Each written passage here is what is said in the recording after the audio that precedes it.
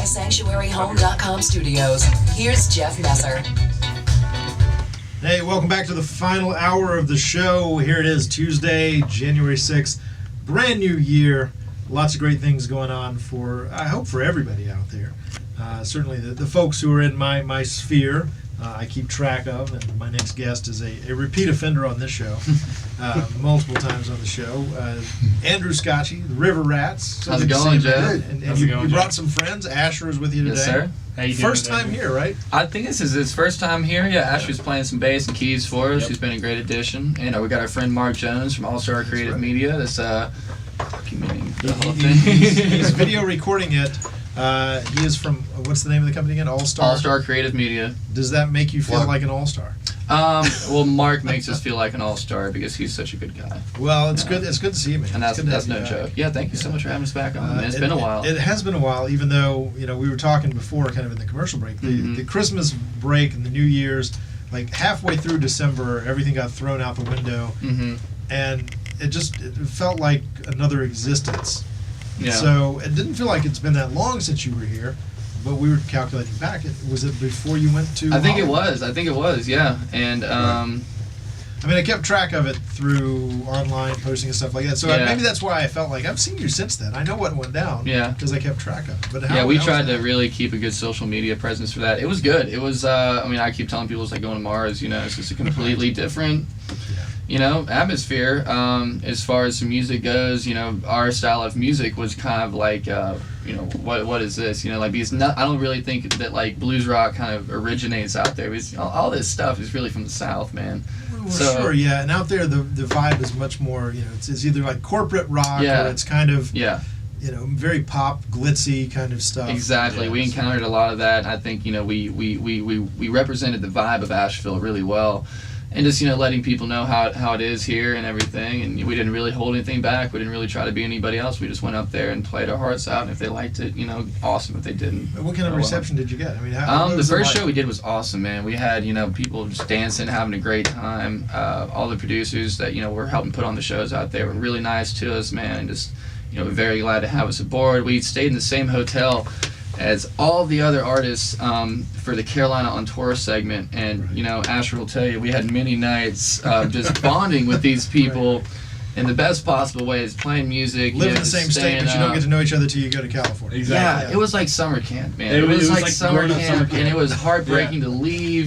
These are all your friends, and you're like, I'll talk to you whenever we get home. And it used to be. And we'll see you in Greensboro. So you guys are too young for this, but in real summer camp parlance, it used to be like, give me your address, and we'll be pen pals. And you guys are all like whipping out the smartphones. Oh yeah, we're already on Facebook. What's your Twitter and your Facebook? Yeah.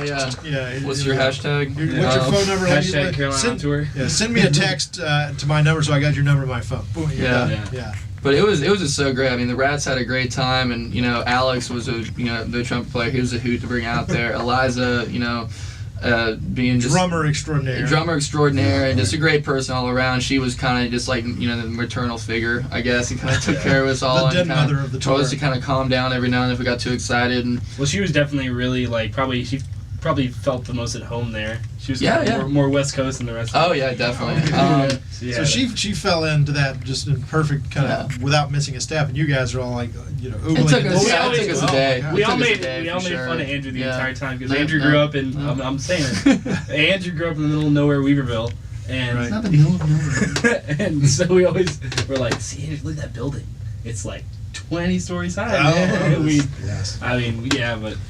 like to poke fun at me while I was out there, but it was good. It was a good trip. We really definitely have to thank our friends and fans that donated to the trip, the folks at Barnaroo who made it possible to the silent auction. And one thing that we got home, we found out that we were a featured artist, a Hot 100 artist in this national music magazine called Music Connection.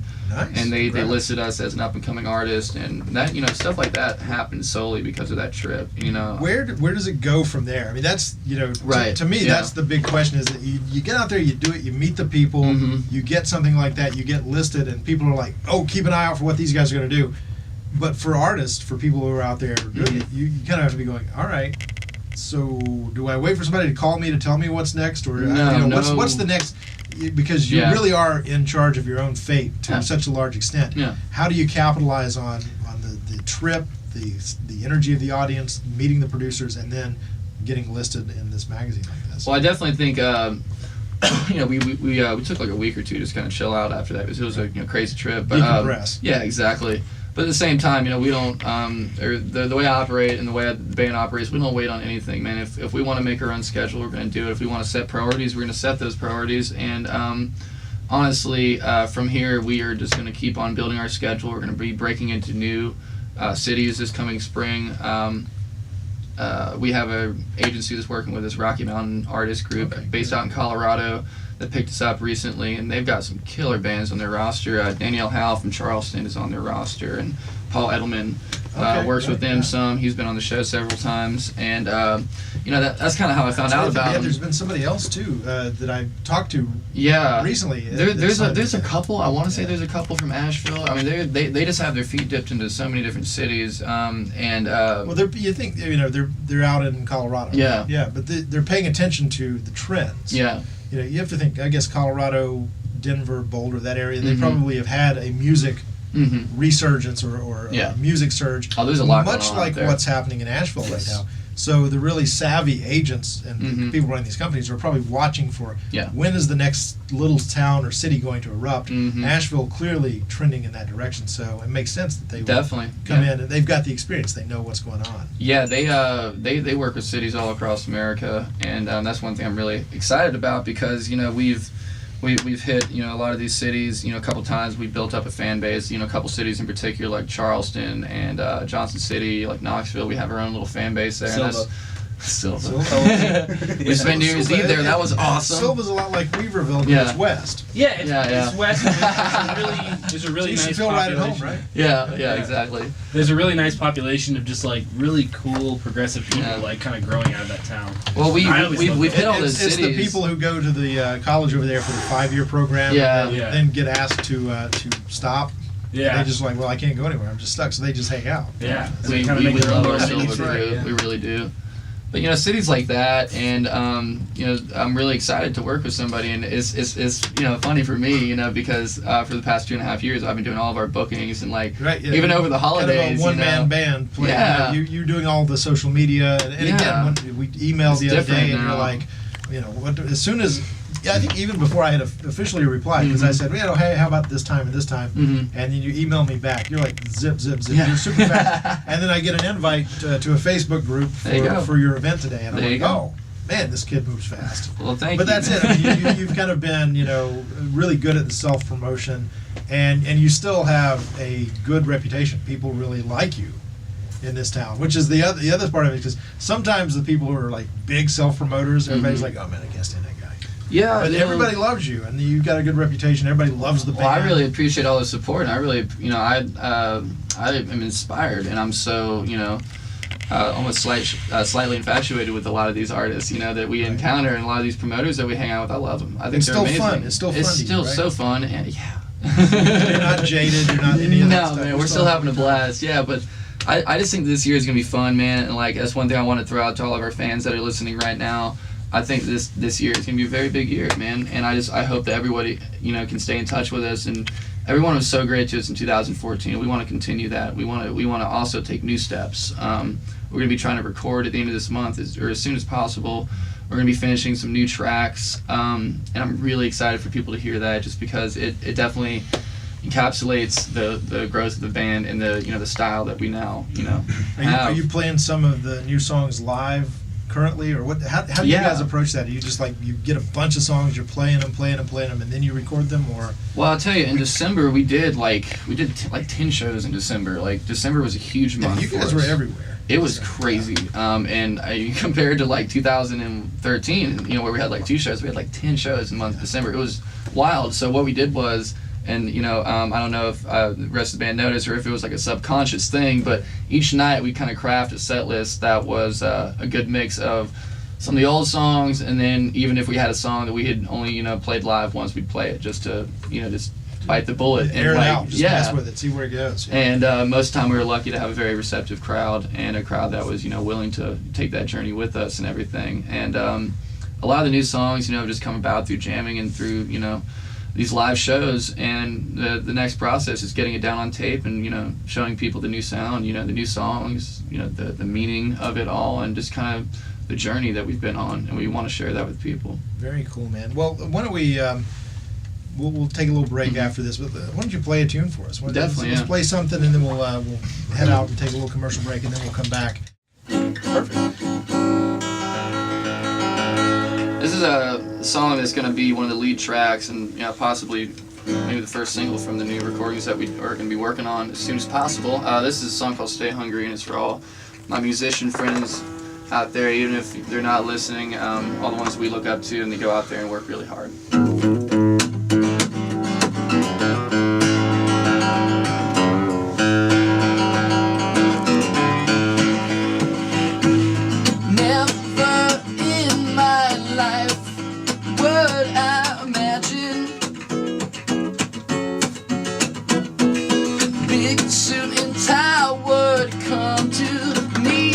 What I'm after. In this game, there's so many mountains to climb. You take what's yours and maybe a percentage of mine. Crying boy, I gotta do it for money. I said no, I'm not greedy. If that is what I'm after, then I'll stay hungry. Yeah, I'll stay hungry. Now that it's here, I'm wondering where to go. Help me write that song that can always let me know. In this game, there's so many kinds of snakes. Some snakes give and the others they'll always take.